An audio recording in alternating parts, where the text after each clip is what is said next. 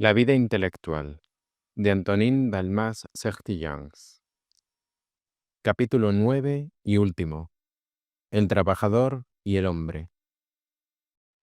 1. Mantener el contacto con la vida.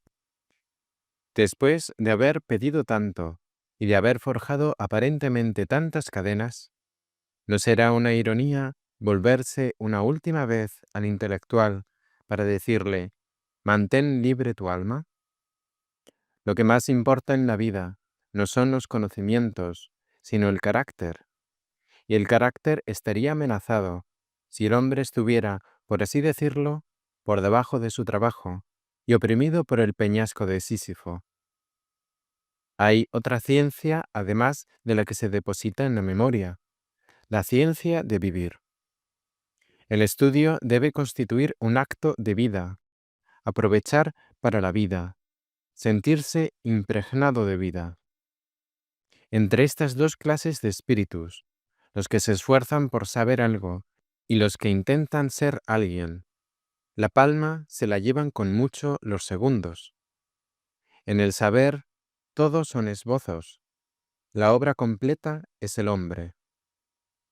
Indudablemente, la intelectualidad contribuye lo suyo a la soberanía del hombre, pero no basta. Además de la moralidad, en la que se incluye la vida religiosa, deben tenerse presentes otras prolongaciones. Hemos hablado de la sociedad, de la actividad práctica. Añadimos ahora el contacto con la naturaleza, el cuidado del hogar, las artes, las asambleas, cierta dosis de poesía, el culto a la palabra, los deportes inteligentes, las manifestaciones públicas. Es difícil precisar la medida de todo eso. Confiamos en que el lector encontrará aquí, por lo menos, el espíritu con el que ha de tomarse esa decisión. Saber apreciar el valor relativo de las cosas es una consigna segura para el pensamiento y para la práctica. El estudio no tiene otro objetivo que procurar la extensión de nuestro ser. Hay que evitar, pues, la posibilidad de que nos limite. Si el arte es el hombre agregado a la naturaleza, la ciencia es la naturaleza agregada al hombre. Lo que importa en ambos casos es salvar al hombre. Pascal se niega a valorar al especialista, que no es más que eso. Cuando un hombre entra en una reunión cualquiera, no debe ser identificado por su libro. Es un mal síntoma, nos dice. Y no solo lo entiende así, en el sentido de la ciencia comparada que hemos descrito, sino que además piensa en toda la armonía humana. Hay que ser siempre más de lo que se es. El filósofo tiene que tener algo de poeta, el poeta algo de filósofo. El artesano tiene que ser algo poeta y filósofo de vez en cuando, contra lo que nada tendrá que objetar el público. El escritor ha de ser práctico, y el práctico debe saber escribir. Todo especialista es, ante todo, una persona, y lo esencial de la persona se encuentra más allá de todo lo que se piensa y de todo lo que se hace. No se comprende el destino a la manera como se entiende una cosa particular. Nos abrimos ante él, tal como dijo Zoroastro, con la flor del espíritu. Los fines particulares no valen lo que la vida, ni los actos lo que la acción, ni el talento lo que una amplia intuición, donde se ordena toda la existencia. La obra no vale lo que el obrero. Todo es perjudicial, desligado de sus amplias relaciones, y solo en nuestro ambiente general se dilata nuestra alma. El que no piensa más que en su trabajo, trabaja mal, se autolimita. Adopta un tono profesional que termina en degeneración. El espíritu tiene que permanecer abierto, mantener el contacto con la humanidad y con el mundo, a fin de que a cada nueva sesión de estudio pueda aportar la capacidad de un nuevo impulso. Ya hemos citado estas palabras de un rabino. Cuando un celemín está lleno de nueces, todavía cabe en él una buena cantidad de aceite. Y las hemos aplicado a los trabajos que, lejos de combatirse, se sostienen mutuamente. Entendamos aquí como nueces el trabajo técnico en su totalidad, al que es posible añadir sin sobrecargarlo, sino por el contrario, más bien aligerándolo, el aceite de la vida intelectual fácil, de los nobles esparcimientos, del arte y de la naturaleza. El mismo trabajo técnico sacará provecho de ello. Ya hemos dicho por qué razones saca provecho de las relaciones, de la amistad y de la acción exterior. Aquí cabe ampliar la aplicación de los principios generales.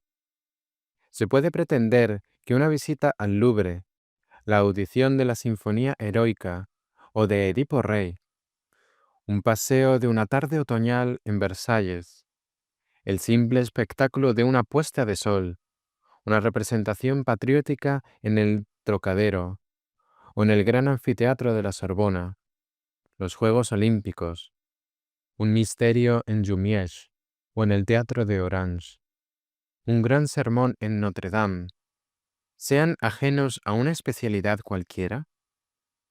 Sería comprender bastante mal el pensamiento, no ver en él las relaciones existentes de todas las manifestaciones creadoras. La naturaleza todo lo renueva, refresca toda cabeza bien amueblada, abre los caminos y sugiere nuevos horizontes ignorados por la abstracción.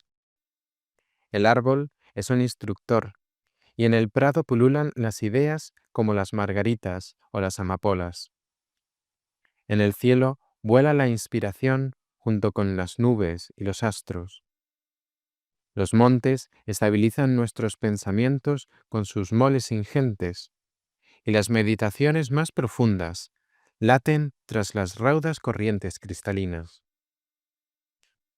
Sé de alguien que al contemplar un torrente vertiginoso en la montaña, se elevaba indefectiblemente a la idea de los mundos, soñando en las masas que se precipitan con semejante rapidez bajo el imperio de las mismas leyes, en dependencia de las mismas fuerzas, gracias al mismo Dios del que todo procede y hacia el que todo se encamina. Al volver al trabajo, se sentía como transportado por esa fuerza única y penetrado de esa presencia que lo llena todo, y sumergía su acción oscura en la comunión de todos los seres. Pero tú, espíritu encogido, corazón desecado, ¿crees que perderías el tiempo siguiendo los torrentes y errando entre el enjambre de los astros? El universo llena al hombre con su gloria, y tú lo ignoras por completo.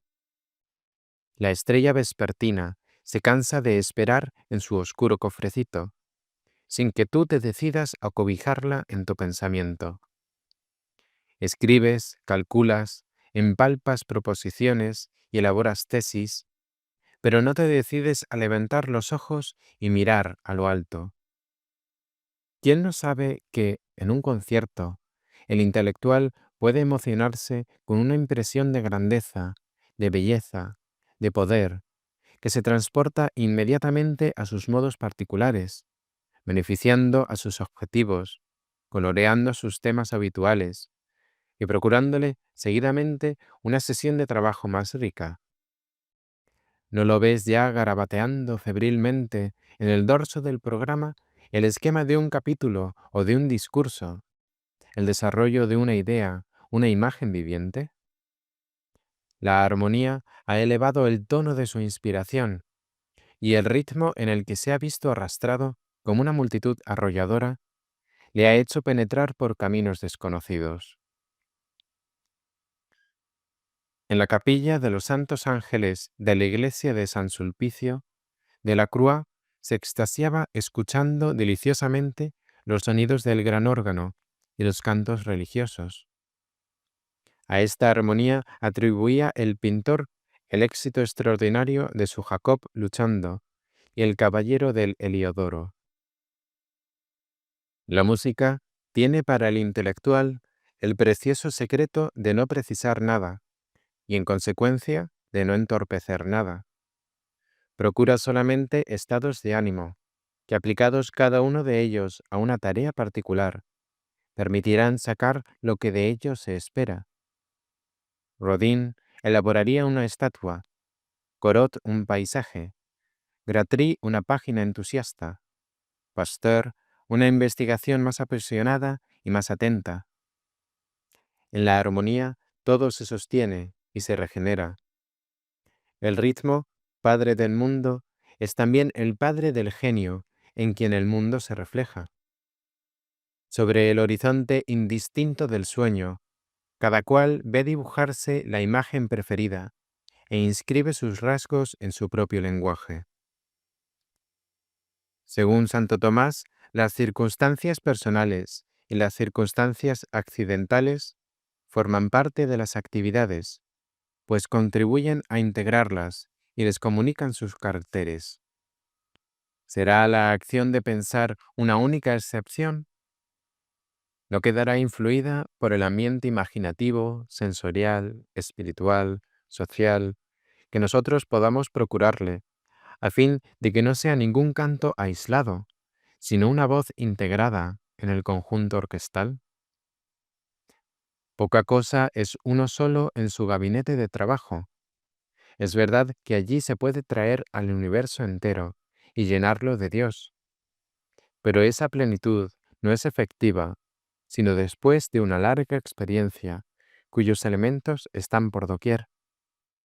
¿Llegaría yo a encontrar a Dios en mi habitación si no fuera nunca a la iglesia o no levantara los ojos al cielo que canta su gloria? Podría escribir bajo la impresión de la naturaleza y de la belleza universal si los grandes espacios, el campo apacible y los teatros del arte no me hubiesen previamente educado para ello. Por eso, conviene dilatar el horizonte del trabajo, a fin de no ser un condenado a trabajos forzados, y no reducir la intelectualidad a la categoría de un cepo. El trabajo es un acto libre. Tú, que crees consagrarte a la vocación del estudio, guárdate, pues, de volver la espalda al resto de la vida, ni siquiera para favorecer a aquella. No renuncies a nada de lo que es humano. Guarda un equilibrio en el que el peso dominante no quiera arrastrarlo todo. Tienes que saber establecer una tesis y al propio tiempo contemplar una aurora. Aprende a sumirte en las abstracciones profundas y a jugar, como el divino maestro, con los niños.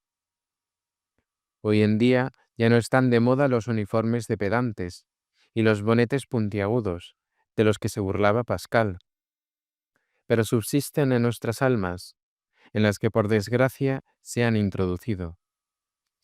Procura no hacer el ridículo con ellos. Evita ser un cerebro desarraigado de su cuerpo y un humano disminuido en su alma. No hagas del trabajo una monomanía.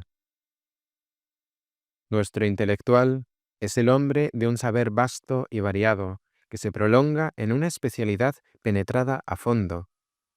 Es amigo de las artes y de las bellezas naturales. Espíritu se manifiesta lo mismo en las Su espíritu se manifiesta lo mismo en las ocupaciones corrientes que en la meditación. Se le encuentra idéntico ante Dios, ante sus iguales y ante su sirvienta, llevando en sí un mundo de ideas y sentimientos que no se inscriben tan solo en los libros y en los discursos, que se explayan en la conversación amistosa y que se han convertido en norma de su vida.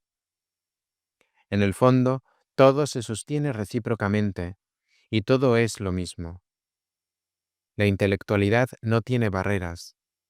Todos nuestros objetivos son otras tantas puertas para penetrar en el jardín secreto, en la bodega que se encuentra al término de las ardientes investigaciones. Los pensamientos y las actividades, las realidades y sus reflejos, tienen todos un mismo Padre. Filosofía, arte, viajes, ocupaciones domésticas, finanzas, poesía y tenis saben establecer alianzas y solo se contradicen por falta de armonía. Lo único necesario, en todo momento, es estar donde se debe y hacer lo que uno debe. Todo se une en el concierto humano divino. 2. Saber expansionarse. Todo el mundo entiende que dilatar los horizontes, como nosotros sugerimos, es ya cierta forma de descanso. La mejor manera de descansar está contenida en los modos secundarios de vida que hemos mencionado. Pero bueno sería elogiar más explícitamente el reposo, ese reverso del trabajo, donde éste se califica de una cierta manera, revelándose excesivo, razonable, sometido o no a la regla humana que se confirma en la ley de Dios. Nada debe practicarse con exceso. El trabajo, precisamente por ser un deber, exige unos límites que lo mantengan en su vigor, en su duración, y que le procuren, en el curso de la vida, la mayor cantidad de efectos que sea capaz de dar. La intemperancia es un pecado porque nos destruye, y obligación tenemos de administrar nuestra vida porque tenemos el deber de vivir. La intemperancia no se relaciona únicamente con los placeres sensuales. Las ocupaciones más sutiles y más nobles participan también de su malicia. Amar la verdad en menoscabo de la prudencia, es decir, de la verdad de la vida, es una inconsecuencia. Así se patentiza que a pesar de todas las protestas, no es la verdad lo que se ama, sino el placer que proporciona. Las ventajas de vanidad, de orgullo, de ambición que de ellas esperan, a la manera de los enamorados de los que se dice que aman amar y que aman al amor más que a su objeto. El descanso es un deber tanto como la higiene, en la cual se incluye, o como la conservación de las fuerzas. Quiero que seas indulgente contigo mismo, dice San Agustín a su discípulo. El espíritu no se fatiga, pero el espíritu en la carne sí que se fatiga. Nuestra capacidad de pensamiento está proporcionada a una cierta dosis de acción. Por otra parte, siendo lo sensible nuestro medio connatural, y formando las acciones prácticas más pequeñas, la trama de la vida para la que hemos sido preparados. Abandonar este terreno para ascender hacia lo abstracto no puede dejar de representar un cansancio. El esfuerzo no puede persistir. Hay que volver a la naturaleza y sumergirnos en ella para recuperarnos. El ser en contemplación es más pesado que el aire. Si se mantiene elevado es gracias a un derroche considerable de fuerza. En poco tiempo el combustible se agota y de nuevo hay que repostar. Se pueden aceptar, sin incurrir en una paradoja, estas palabras de Bacon, corroboradas por la psicología. Es una pereza pasar excesivo tiempo en el estudio. Es pereza directamente porque significa impotencia para vencer un determinismo, para manejar el freno. Es pereza indirectamente porque negarse al reposo implica renunciar al esfuerzo que el descanso permitiría y que se ve comprometido por el agotamiento. Pero también es pereza de una manera más oculta. En efecto, psicológicamente el descanso es un trabajo enorme. Cuando se interrumpe la actividad pensante, el genio interior del cuerpo emprende una restauración que desearía completa. Lo que se llama esparcimiento no es más que una transformación de energía. En el teatro, cuando se baja el telón, un verdadero ejército de operadores se precipita en el escenario, limpia, repara, modifica y dispone así el acto siguiente. El director que quisiera interrumpir o entorpecer semejante tarea, ¿no sería en realidad un enemigo de la pieza, del autor, de los intérpretes, del público y de sí mismo.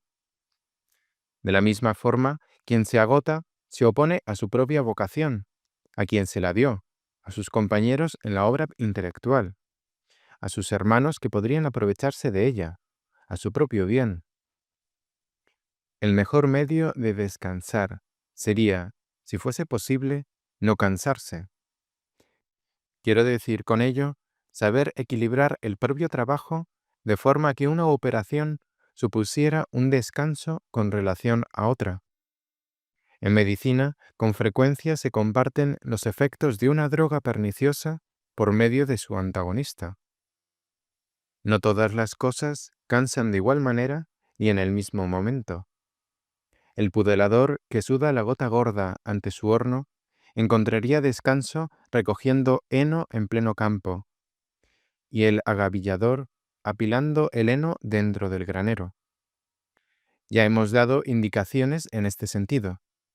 A hablar sobre el empleo del tiempo y después a propósito de la constancia en el trabajo, hemos hecho alusión al principio de la distribución de las tareas. En la intelectualidad, no todo es concentración agotadora. Están también las preparaciones, las acotaciones, los colorarios prácticos de los pensamientos y de las creaciones. Escoger libros, seleccionar documentos, reunir anotaciones, clasificar manuscritos, pegar banderillas en sus márgenes, corregir pruebas, arreglar los objetos del despacho, ordenar la biblioteca. Todo ello es estar ocupado sin trabajar propiamente. Organizándose bien, existe la posibilidad de no cansarse en exceso, sino a sabiendas, y, en los intervalos, efectuar buen número de esos trabajos poco fatigosos, aunque indispensables, y que no dejan de tener en sí mismos un valor de contemplación. Esa distribución de los trabajos, según sus exigencias cerebrales, tendrá una doble ventaja. Evitará todo exceso y devolverá toda su pureza al trabajo intenso. Cuando no se ha previsto el descanso, la naturaleza se toma por sí misma el descanso que uno no ha querido tomarse. Subrepticiamente se intercala en el trabajo en forma de distracciones, de somnolencia y de necesidades que no han sido previstas a tiempo, pero a las que habrá que subvenir. Estoy en pleno esfuerzo creador y me falta una referencia. Se me ha terminado la tinta de la pluma. He olvidado una carpeta de anotaciones. Un libro o un manuscrito que me hacen falta están en otra habitación o perdidos en un montón del que hay que extraerlos. Una hora antes, todo eso hubiera podido efectuarse como una distracción, como un juego, con alegría, pensando en la tranquila sesión que de este modo me hubiese preparado. Ahora, en cambio, eso me inquieta y detiene mi impulso. Si he olvidado esas preparaciones para beneficiar un falso trabajo que mi intemperancia quería salvar, mi desgracia habrá sido doble, puesto que ni habré obtenido un verdadero trabajo, ni tampoco un verdadero descanso. Solo he logrado que reine el desorden. Por lo que se refiere a los momentos de plenitud, evita cuidadosamente, como ya dijimos, el trabajo a medias, que es un descanso a medias y que no aprovecha para nada. Trabaja enérgicamente para expansionarte luego, cuando esta relativa expansión prepare, secunde o concluya el trabajo. Es evidente que el descanso completo será también necesario, mediante el abandono momentáneo de todo afán laborioso, salvo que se refiera al trabajo permanente, del que ya conocemos sus ventajas y beneficios. Santo Tomás nos explica que el verdadero descanso del alma es el gozo, la acción que contribuye a su deleite. Los juegos, las conversaciones familiares, la amistad, la vida de familia, las lecturas agradables, cuya regulación ya hemos señalado, el contacto con la naturaleza, el arte fácil, un moderado trabajo manual, la visita a una ciudad con guía turística inteligente, los espectáculos poco absorbentes y poco apasionantes, los deportes moderados, son otros tantos elementos de expansión. Tampoco hay que excederse. Una expansión muy larga, además del tiempo que nos quita, va en detrimento del ritmo de una vida regular de trabajo. Es muy importante que cada cual descubra el ritmo que le permitirá el máximo rendimiento con el mínimo de cansancio. Trabajar demasiado tiempo conduce al agotamiento. Interrumpir el trabajo con excesiva frecuencia disminuye el rendimiento. De igual manera, descansar excesivamente equivale a destruir el ritmo adquirido, así como no descansar lo necesario es dejar de restaurar las propias fuerzas. Procura conocerte y dosificarte en consecuencia. Con esta reserva, los descansos breves y frecuentes, que procuran reposo sin exigir demasiados esfuerzos, al reanudar el trabajo, son los más favorables. Sería todo una delicia poder trabajar en plena naturaleza, con la ventana abierta ante un paisaje hermoso, poder descansar unos momentos entre la fronda, cuando se presentara el cansancio, o si se produjera un parón en el pensamiento, poder consultar a las montañas, al conjunto de los árboles o de las nubes, a los animales que pasan, en vez de aburrirse miserablemente. Apuesto a que el fruto del trabajo sería doble y que resultaría mucho más amable e incomparablemente más humano. En el campo se es mucho más realista y el alma se sostiene a más altura.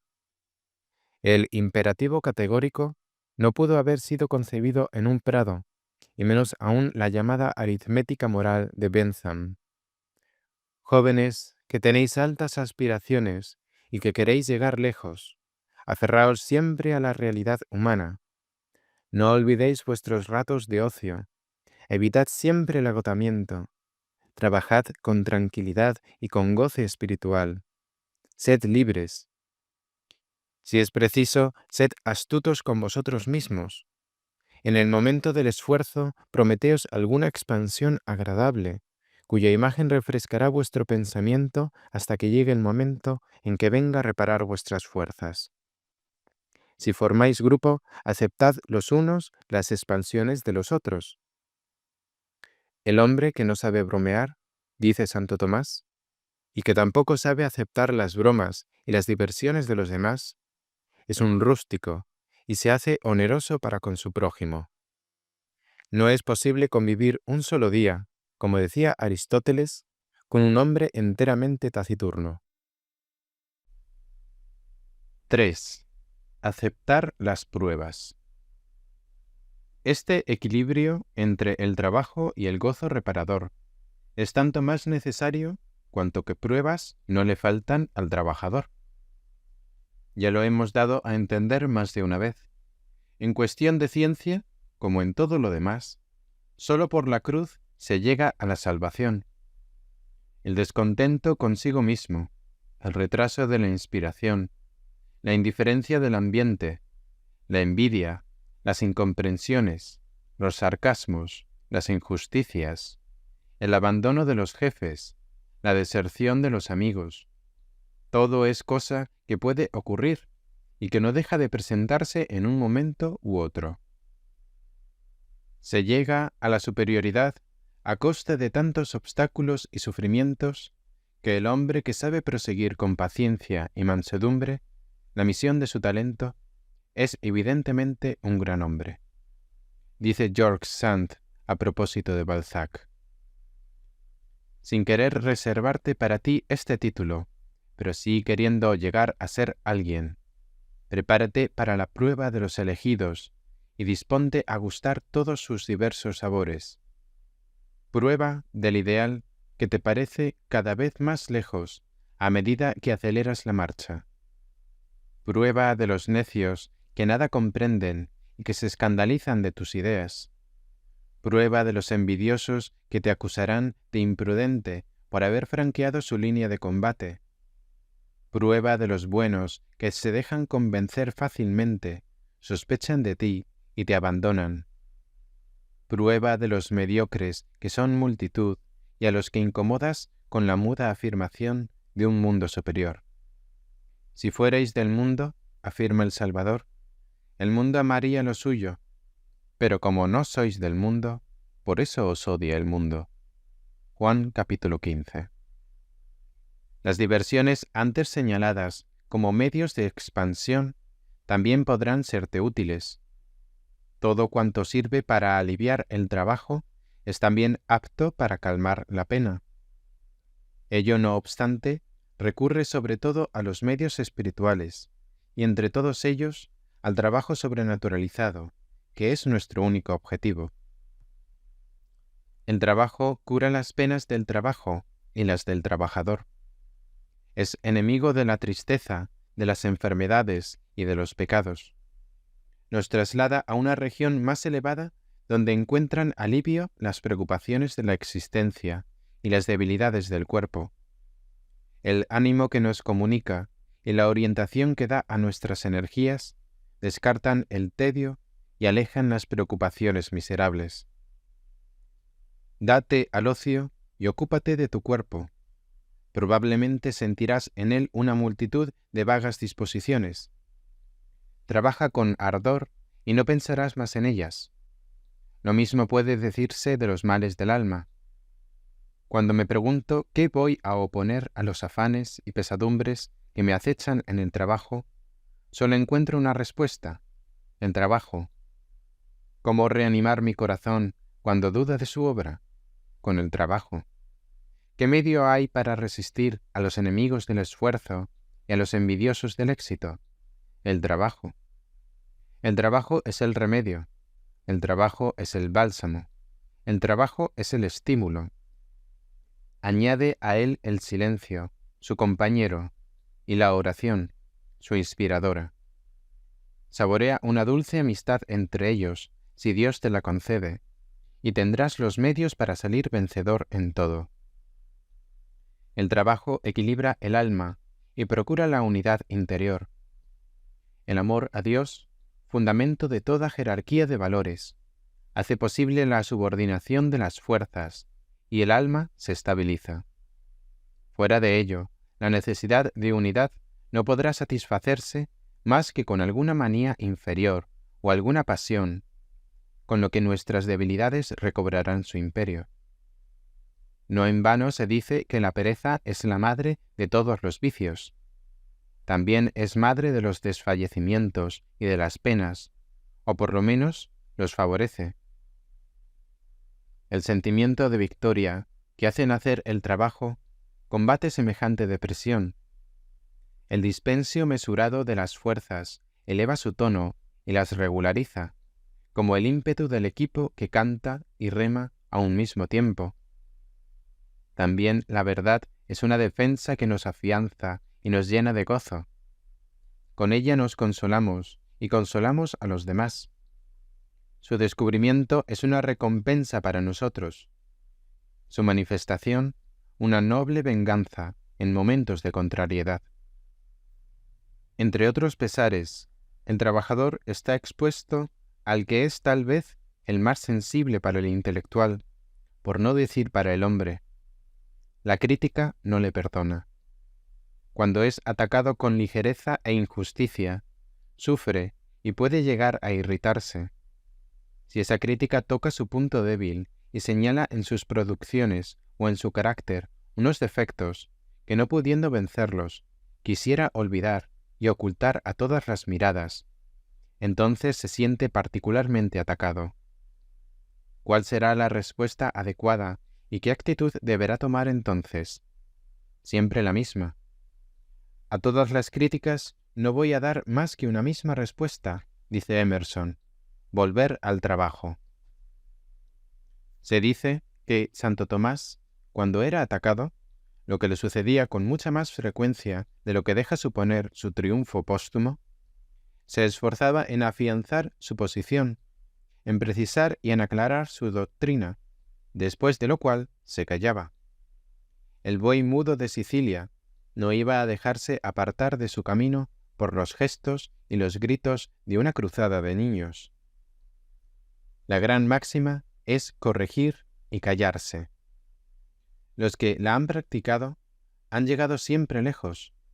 Convirtieron en impulso victorioso la fuerza que los otros malgastaban para derrocarles. Con las piedras que les arrojaban, construyeron su morada. Resulta pueril intentar defender las propias obras o querer establecer su valor. El valor se defiende por sí mismo. El sistema solar no vino a desempatar a Ptolomeo y a Copérnico. La verdad existe. Las obras de la verdad participan, pues, de su ser y de su poder. Agitarse alrededor de ellas equivale a debilitarse. Cállate y humíllate ante Dios. Desconfía de tu juicio y corrige tus faltas. Después sigue firme como el peñasco que desafía las olas. El tiempo y las fuerzas que gastarías en sostener una obra, mejor sería emplearlos en construir otra. Tu paz vale más que cualquier éxito vulgar. El verdadero sabio, escribe Keyserling, no discute ni se defiende, habla o escucha, afirma o procura penetrar los significados. En cuanto se te haga un reproche, en vez de reaccionar, como la alimaña que se eriza contra el exterior y contra el interior, observa como un hombre el alcance de lo que se te dice. Sé íntegro e impersonal. Si la crítica que se te hace es justa, ¿crees que podrás luchar contra la verdad? Aun cuando hubiese animadversión en su origen, ten la valentía de reconocer las cosas y el noble propósito de utilizar la malquerencia que Dios pone a tu servicio, ya que incluso el mal está en manos de Dios, y la crítica malintencionada, por ser la más aguda, puede serte la más provechosa. Después de acoger la crítica de ese modo, confía lo demás al Señor, quien juzgará por ti, sin dejar de hacer justicia en su día. No prestes oído a nada más.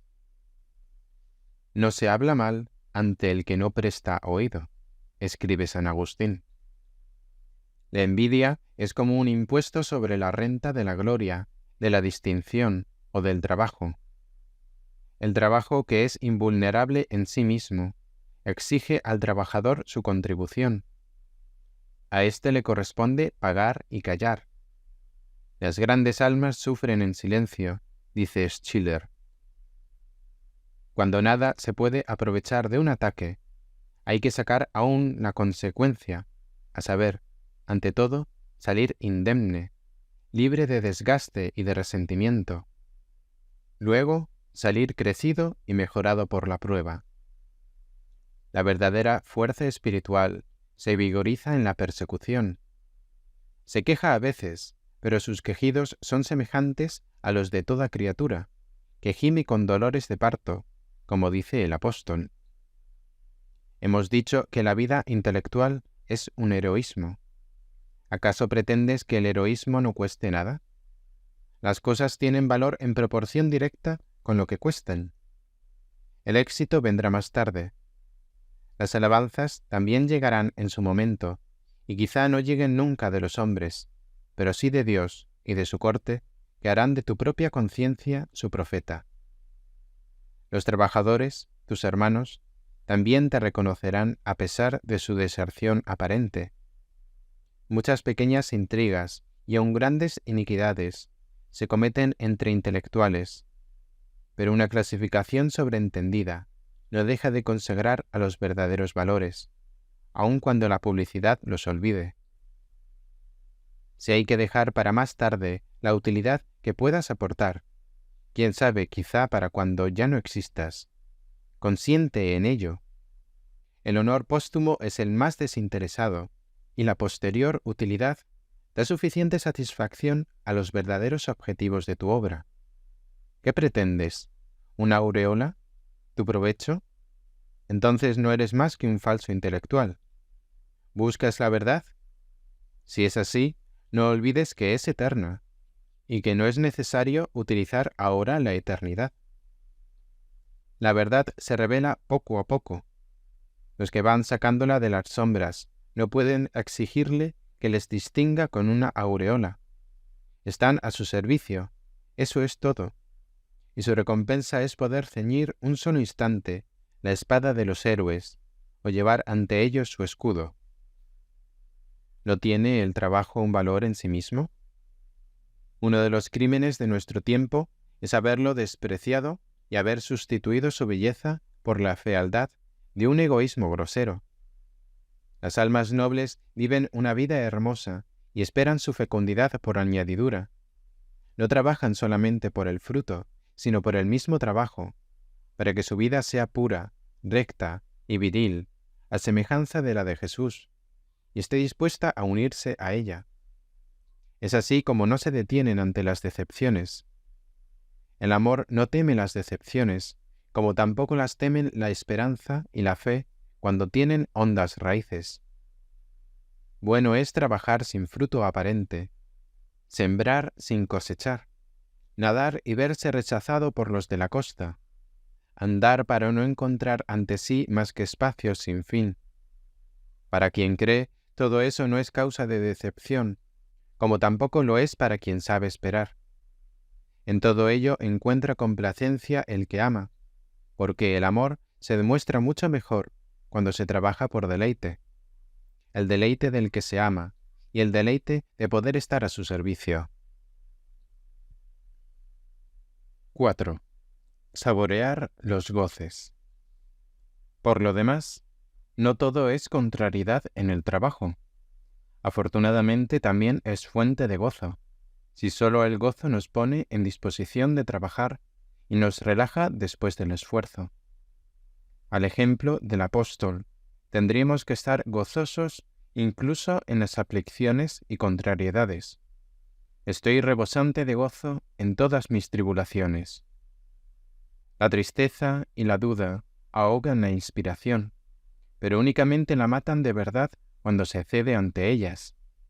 Levantar el ánimo mediante el gozo cristiano es tanto como reanimar la llama apagada. Los débiles piensan siempre en el pasado, mientras que los fuertes toman su desquite, escribe Marie Barskirstev. Eso es siempre posible, y a fin de ayudarnos a ello, Dios permite que a veces podamos recrearnos en apacible alegría. El sentimiento de la altura da al trabajador, como al escalador de los peñascos y ventisqueros, un alma esforzada y feliz al mismo tiempo. Los paisajes de las ideas, más sublimes que los de los Alpes, excitan su embriaguez. Ver el orden del universo y las disposiciones de la divina providencia es una actividad eminentemente deleitable, dice Santo Tomás de Aquino. Según el doctor Angélico, la contemplación tiene su origen en el amor para terminar en el deleite. Amor del objeto y amor al conocimiento como acto de vida. Deleite por la posesión de lo que se ama y por el éxtasis que ésta provoca. El intelectual cristiano ha escogido la renuncia, pero la renuncia le enriquece más que una altiva opulencia. Pierde el mundo y espiritualmente se le da el mundo. Accede al trono desde donde son juzgadas las 12 tribus de Israel. El ideal es para él la realidad, una realidad que sustituye a la otra y absorbe sus defectos en la belleza. Despojado de todo según el espíritu, y tan a menudo con una pobreza efectiva, se encuentra enriquecido de todo lo que ha dejado o de todo lo que le ha dejado, puesto que, secretamente, reencuentra la magnífica posesión. Si logra olvidarse de ello en la más absorbente acción interior, en lo más profundo de ese sueño aparente, podría decir como la esposa: duermo, pero mi corazón vela. En mi lecho, por las noches, he buscado al amor de mi vida, le aprehendí y no le soltaré. Cuando uno está en las debidas condiciones y el alma se da a la obra por entero, cuando se estudia bien, cuando se lee bien, cuando se anota bien, cuando se hace trabajar la noche y la inconsciencia, Los trabajos que se preparan son como la semilla bajo el sol, como el niño que su madre trae al mundo con dolor, pero con tanta felicidad por haber dado la vida a un hombre que ya no se acuerda de sus pasados aprietos. La recompensa de una obra es haberla realizado. La recompensa del esfuerzo es haber crecido y progresado. Cosa extraña, el verdadero intelectual parece escapar a las tristezas de la edad que a tantos hombres inflige una muerte anticipada. Es joven hasta el final. Se diría que participa de la juventud eterna de la verdad. Habiendo madurado, por lo general, bastante pronto, todavía se conserva maduro, sin sentirse agriado ni pasado, cuando la eternidad lo acoge en su seno. Esa exquisita perennidad es también la de los santos, por lo que podría pensarse que santidad e intelectualidad son de la misma esencia. En efecto, la verdad es la santidad del espíritu, y ella le conserva, como la santidad es la verdad de la vida, y tiende a afianzarla para este mundo y para el otro. No hay virtud sin crecimiento, sin fecundidad y sin gozo espiritual. Tampoco hay luz intelectual, sin que dimanen de ella esos mismos efectos. Sabio es, etimológicamente, el que tiene un sabor, el de la sabiduría, y la sabiduría no es en realidad más que un sabor único, que comprende la doble regla del pensamiento y de la acción. 5. Confiar en los frutos. Llegamos con esto a las últimas palabras que debemos dirigir al lector de esta breve y quizá excesivamente larga teoría de la vida intelectual.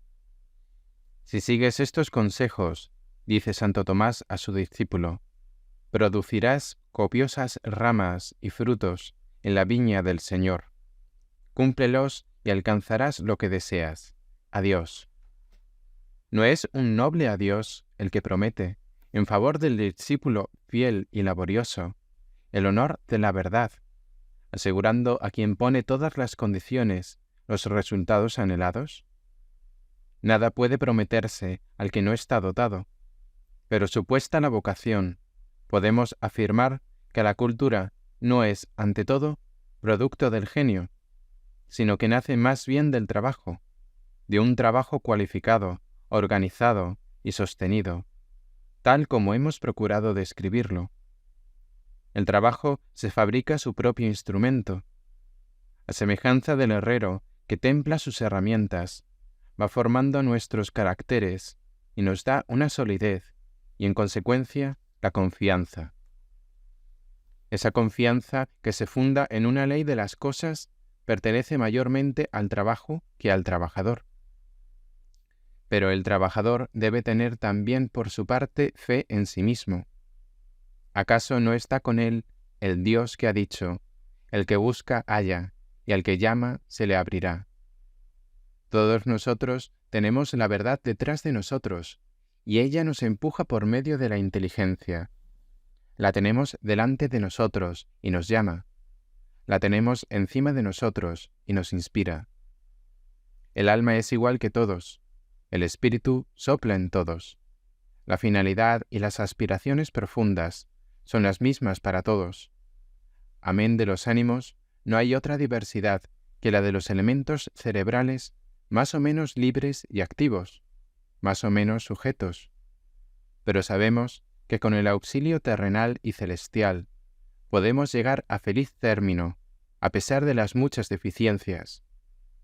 La luz puede infiltrarse a través de las fisuras abiertas con nuestro esfuerzo. Una vez nos ha penetrado, ella misma se esparce y afianza su reinado. No hace falta apoyarse demasiado en sí mismo, sino que la confianza en Dios en sí nunca será demasiada.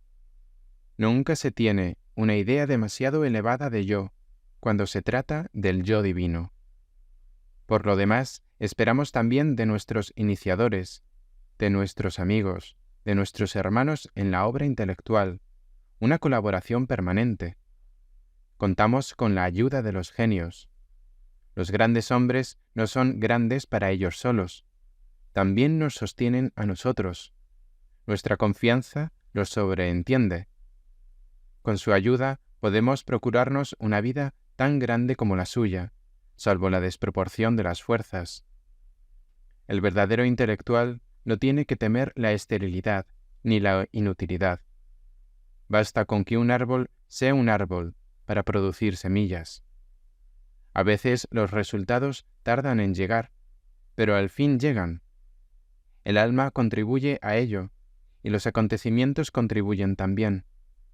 Si no podemos igualarnos a los que admiramos, siempre podemos igualarnos a nosotros mismos, y permítasenos repetirlo por última vez.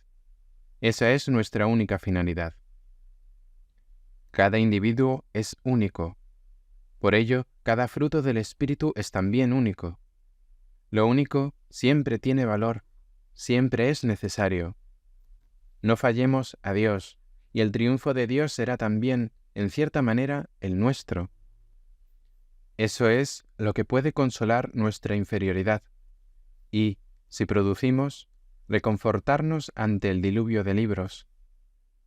Da todo lo que hay en ti, y si eres fiel a ti mismo, si lo eres hasta el final, estate seguro de que tu obra alcanzará la perfección, la tuya, la que Dios espera de ti, y que responde a sus gracias interiores y exteriores.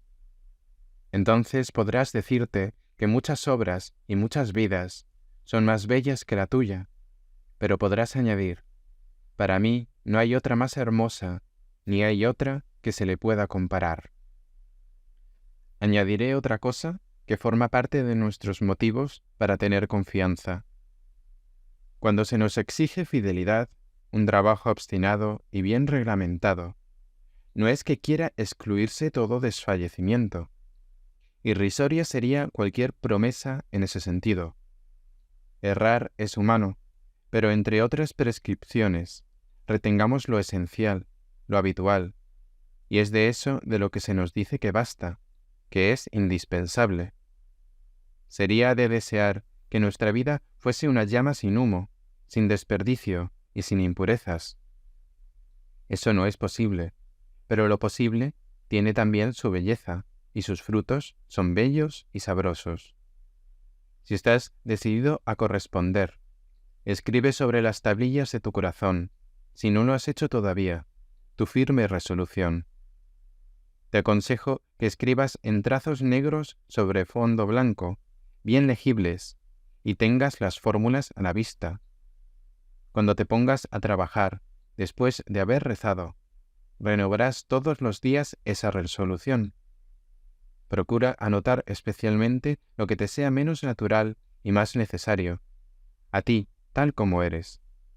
Si es preciso, recítalo en voz alta, para que tu palabra penetre más clara dentro de ti mismo. Entonces podrás añadir y repetir con toda certeza: si sigues estos consejos, producirás frutos. Cúmplelos y alcanzarás lo que deseas. Fin de La vida intelectual de Antonin Dalmas Sechtillans, de la Orden de Predicadores. Edición revisada y aumentada por el autor en 1934. Quiera Dios bendecir nuestras obras y enderezarlas.